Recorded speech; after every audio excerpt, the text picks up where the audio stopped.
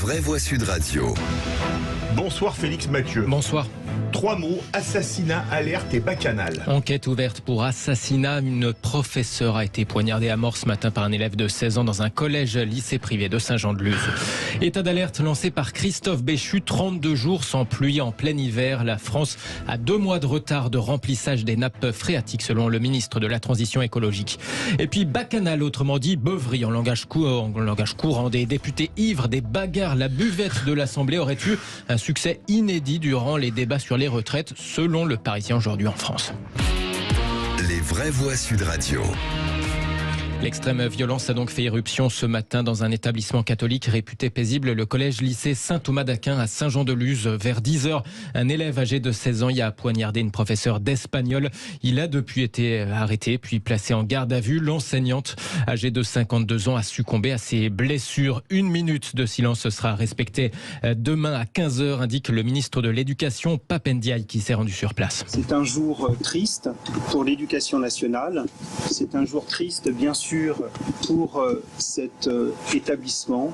Le temps, bien sûr, de l'enquête va venir. Le temps de conclusion éventuelle viendra. Aujourd'hui, c'est le temps de l'émotion. Environ 90 élèves sont pris en charge depuis ce matin par une cellule psychologique. De même, les professeurs que nous venons de rencontrer sont pris en charge. Figurez-vous que les professeurs ont d'abord demandé des nouvelles de leurs élèves. Et je tiens évidemment à le saluer avec respect. Le ministre de l'Éducation nationale, Pape Ndiaye, au micro de nos confrères de LCI, placé en garde à vue. L'auteur présumé de l'agression à un élève de 16 ans n'était pas connu des services de police ni des services de justice, indique le procureur. Et on en parle dans quelques instants, notre grand débat. Venons-en à cet état d'alerte lancé par le ministre de la Transition écologique. Alerte au risque de manque d'eau après ce nouveau record. 32 jours sans pluie sur l'Hexagone. Dès le mois prochain, de nouvelles restrictions d'usage pourraient être prononcées dans certaines régions. Interdiction d'arroser ou de laver sa voiture, des restrictions inédites si tôt dans l'année. Alors chez nos confrères de France Info, le ministre de la Transition écologique, Christophe Béchu, indique vouloir réunir dès demain un comité d'anticipation sécheresse. La France est en état d'alerte. Plusieurs choses sont inédites. On est sur les bases de l'hiver le plus sec depuis 1959. Ensuite, à une année dont tout le monde se souvient, 10 mois sur 12 de déficit pluviométrique, avec un triste record au mois de juillet où on était à moins de 8 mm sur la totalité de l'été. Et une sécheresse qui a marqué les esprits, des nappes phréatiques aujourd'hui sur lesquelles on a environ 2 mois de retard en termes de remplissage, et des territoires, à la minute où on se parle, Pyrénées-Orientales, Var depuis hier, Bouches-du-Rhône, Isère, dans lesquels il y a encore des restrictions ou des restrictions qui viennent d'être prises. Et ce sera à nouveau le cas pour d'autres territoires.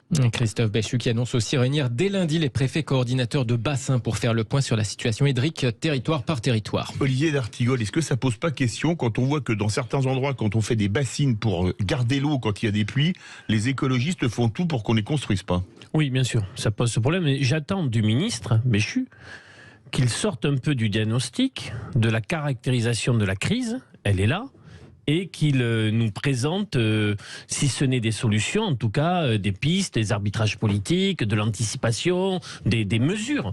Parce que systématiquement, ça ne le vise pas particulièrement, mais que certains membres de l'exécutif, pas tous, s'expriment, c'est pour nous dire ce que nous savons quand même déjà. Oui, il n'a pas plu. Je crois que la responsabilité politique dans ce moment-là, c'est avoir le courage de mettre sur la table des pistes et les instruire. Et des filières entières qui sont en danger. Oui. Ouais. Et on termine. Quelqu'un. Jean-Michel Fauvert voulait dire un mot sur les. Oui, non, c'est pas faux. Ce que vient de dire Olivier est pas faux du tout. C'est bien la première fois. Sauf que c'est peut-être la première fois, mais c'est vrai, c'est la première fois que je suis avec lui dans cette émission. Oui, donc ça ne se reproduira pas. Mais il a quand même annoncé, le ministre, en fait, quand il a fait cette annonce-là, et qui sous-tend des restrictions. C'est ça qui est important aussi. Ouais. Et ces restrictions, elles sont nécessaires aussi, quoi, à un certain moment. Mais c'est vrai que c'est un problème qui doit être pris à bras le corps, mais qui quelquefois le dépasse aussi. Hein. Oui, c'est sûr. Philippe Bilger. Ah non, mais moi je attendais le sujet sur les bacchanales. Justement, on y va. Et pour Philippe Bilger, on termine avec ces infos étonnantes du Parisien aujourd'hui en France à propos des coulisses des débats de la réforme des retraites. Et oui, des députés ivres, dont un par exemple aperçu un député en train de vomir par des huissiers, des bagarres bagarres, des insultes et une buvette qui connaîtrait une influence jamais vue au cours des précédentes législatures, au point que les huissiers auraient eu du mal à faire face à la demande durant ces débats sur les retraites. Interrogé sur ces révélations étonnantes par Apolline de Malherbe ce matin sur BFM TV, le secrétaire national du Parti communiste, Fabien Roussel, assure lui n'avoir rien vu de tel. Je ne vais pas mentir, sincèrement non. Je ne vais pas dire que ça n'a pas existé, mais permettez-moi de vous dire que je n'en ai pas entendu parler, je ne l'ai pas vu, je ne l'ai pas constaté. J'ai passé du temps dans l'hémicycle. Quand j'étais pas dans l'hémicycle, je suivais les débats depuis mon bureau. Vous et je n'étiez pas revenais... à la buvette? Non. J'y ai passé peu de temps. Quand j'y suis, je bois de l'eau avec du citron frais et que ça. Et donc, si vous voulez un constat d'huissier, on peut vous le faire. Voilà, du citron frais et de l'eau pour le secrétaire national du Parti communiste. Et Philippe Bilger, rappelez-nous le sujet de votre réquisitoire tout à l'heure, le mensonge en politique. Voilà, mais en fait, même si les vomissements, tout ça n'est pas très beau, je peux comprendre, à la suite de l'épuisement des débats, quelle qu'a été leur qualité, le fait que des gens, des députés, éprouvent le besoin d'aller boire un petit peu. Moi, je me souviens, quand je sortais des assises à minuit, 1h, 2h du matin, je ne pouvais pas rentrer chez moi sans boire un verre de vin rouge, par exemple. C'était impossible, il fallait... C'est vrai ce qu'il dit, c'est connu. Entre un verre et une bouteille, Jean-Michel Fauvergue. Et donc, je ne voudrais pas qu'on jette trop aisément la pierre ou le vin à la tête de ces députés. Franchement, j'étais crevé. En fait, il faut savoir aussi que la buvette est un endroit primordial. Vous avez deux endroits importants en dehors de l'hémicycle. C'est les toilettes, parce que c'est important. Oui, et vous avez la buvette. Et la buvette, c'est un endroit primordial parce que non seulement vous désaltérez, mais aussi vous rencontrez aussi les autres et les autres des autres majorités, des autres groupes, etc.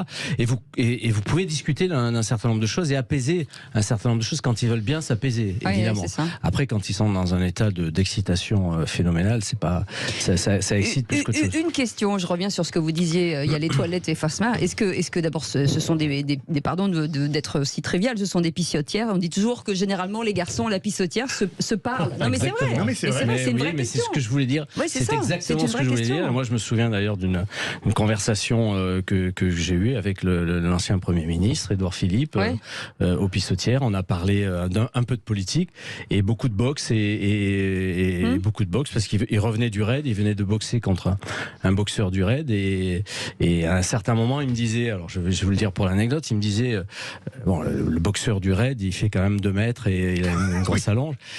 Et il a dit, mais je lui ai dit, mais à ce moment-là, il fallait que tu dises que tu étais Premier ministre. Moi, quand je boxais contre lui, j'ai dit attention, je suis le chef, je suis ton chef.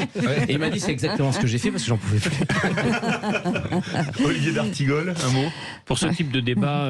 Si vous n'avez pas une hygiène de vie, vous tenez pas. Et normalement, la buvette est faite pour la conflictualité dans l'hémicycle. Parfois, c'est très rugueux, mais la buvette peut être un moment où, par-delà les sensibilités politiques, on peut quand même discuter et un peu mettre les armes au pied. Il semblerait que les us et coutumes parlementaires évoluent dans la mauvaise direction. Et pour raconter une anecdote sur les pissotières pour Cécile de Bénibus, un jour le général de Gaulle et son ministre des Affaires culturelles, Malraux, vont voir une pièce de théâtre et ils sont en train de faire pipi et là Malraux dit « Belle pièce mon général » et de Gaulle lui répond « Regardez devant vous Malraux ». Allez, on reste ensemble.